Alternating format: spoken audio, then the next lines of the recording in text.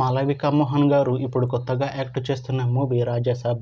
అయితే మాళవిక మోహన్ గారు ఈ రాజాసాబ్ మూవీకి ముందు లాస్ట్ యాక్ట్ చేసిన మూవీ తంగలన్. అయితే తంగలన్ మూవీ రిలీజ్ అయ్యి 1 ఇయర్ అయిపోయింది.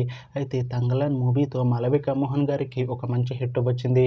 అయితే మాళవిక మోహన్ గారు తంగలన్ మూవీ రిలీజ్ తర్వాత 1 ఇయర్ టైం గ్యాప్ తీసుకొని ఇప్పుడు మళ్ళీ ఈ రాజాసాబ్ మూవీలో యాక్ట్ చేస్తున్నారు మాళవిక మోహన్ గారు.